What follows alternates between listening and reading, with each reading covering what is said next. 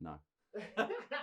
So I remember I received an email from you probably about 15 pages long, and I thought, man, I ain't gonna read this shit. No, it was Have you got? I'm like surprised how not doesn't sound awful, but how well it looks. Obviously, I hate seeing myself before. It's easier to do it yourself than it is to explain it. Yeah, because you can't explain to somebody how to, especially when the way I chop up samples and that really intricately, like sort of taking bits from here and then bits from there and all across the track and doing certain things with it. I only know inside myself how I do it. I couldn't possibly tell somebody or expect them to understand it really. And often I notice that engineers in the studio don't like touching their buttons too much a lot of the time. It's like, yeah, let me do it. And they're like, yeah, I'll do it. What do you want? You know, it's little silly things like that, really.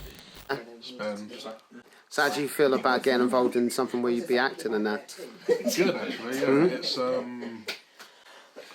I think from the first flick that we did together, when, Like I said, it wasn't a positive email. yeah, email with agents as well. Yeah. Doing all that, whatever, and just being a thug. And then you still owe me money because I ran for you that time. Yeah, I just put it up, didn't I? Sort of SoundCloud, and you said, yeah, I want it. I said, yeah, take it. I just think that just literally, I had that soundtrack to Blade Runner. And so I've always liked that. I just thought I'd just make something with it. But I didn't want to actually, It's called Horizon, wasn't it? Yeah. But I didn't want to mess around with it. I didn't want to chop it up too much. I just quite liked the way it was. So I just sort of cut it in a few places just to make it come in with a beat. And there was no real deep meaning behind it. I just made the beat. And it's one of the ones I sat there. It's not the beat I'd probably usually use for myself anyway. So what was it about the sample that made you want to make that beat then? it's just got that fit. Like I say, called it Horizon, in a cheesy sense. It does make you think that, doesn't it? It doesn't make you think about staring in the distance kind of thing, thinking about stuff. So it's just one of the beats it's nice to listen to, but I didn't think I'd have probably ever done anything on it myself. If you can't experiment, then you're not finding out who you are. You're not touching on elements that you could have potentially, you completely cut up the genre, don't you? Like, just because you've grown up in that environment of listening to rock and roll or indie music or hip hop or whatever, like, you can just go anywhere, can't you? Why do you think in a band formula that's more difficult? Because certain expectations, trying to fulfill. Some people don't want to experiment, do they? They love that particular. Are you saying people who you might be involved with, or people listening? Anyone. Yeah. Like, some people don't like to move away from the genre that they're playing. They like to experiment with it, sure, within the confines of those walls, if you will. But even if I try a different type of music and it turns out crappy, so what? The phone one, To Live the Life in Space of a Day, yeah, it was all based on phone from sort of selfie shots, Yeah, but that was good fun. That was awesome fun. That was really good. And then coming on to this one as well was just kind of, it was a different energy. Yeah, Definitely a more positive energy as well. Not that the last one was negative, no disrespect to it at all, but this one was just like, let's do it again, let's do it. Yeah, that's good.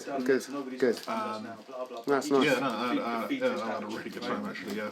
It's just a lot of messing about. Like I say, I have no technical ability in terms of knowing what I'm doing in the studio at all. I can't actually.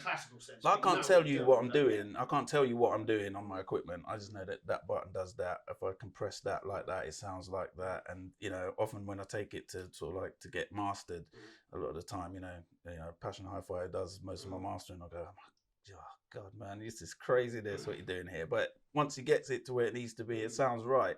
But it's more of a process of, I just like the beats have to. It's got to snap, when you get them beats, it's got to snap.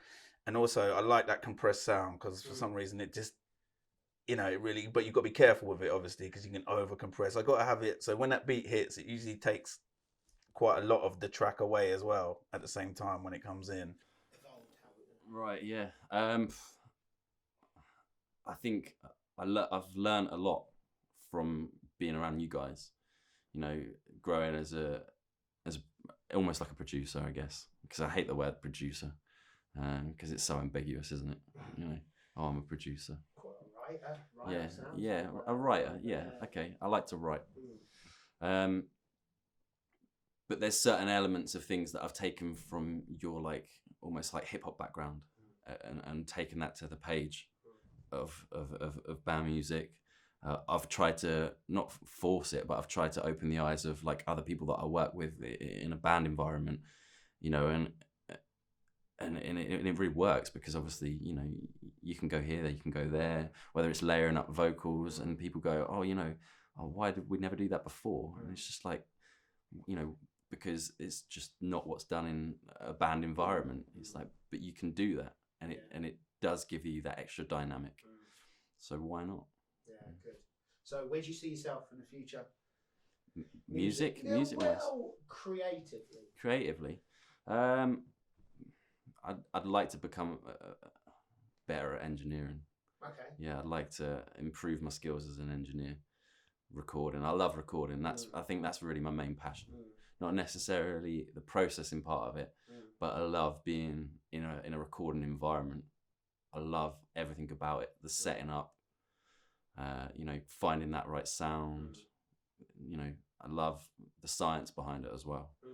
Like just finding those good acoustics. Like sound is my passion.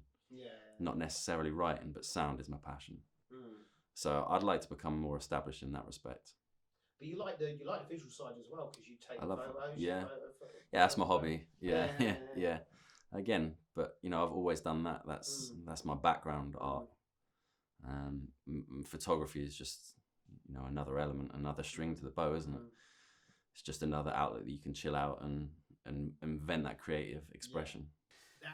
I think you've just nailed it. I think the massive part of what you do, you put compression in a unique way, which makes the beat sound huge. I put it over the whole thing, and it doesn't work on everything. Sometimes you do it and it destroys your snare. You really do have to search. Sometimes I spend all night just searching for a snare that's not going to die the minute all that compression comes in, and it's just, that's the sound I like. But that's, you know, it's an idea I took from people like Madlib and people like that who do completely, you know, to make this stuff sound. It's like we always call that. It's just basically making it crap on purpose, if that makes sense. Yeah, Reza used to do that. It worked more for the earlier Wu-Tang stuff. Where it was dirty on purpose. Yeah. But then I think it didn't work so much when he deliberately tried to make it dirty. You got to be careful. There's a thin line. Some beats don't work. You listen, you go, no, this sounds a mess. You know, and there's a way that it does, you know. And so I suppose you start with something really dirty, then you try and clean it up. You only clean a little bit of it.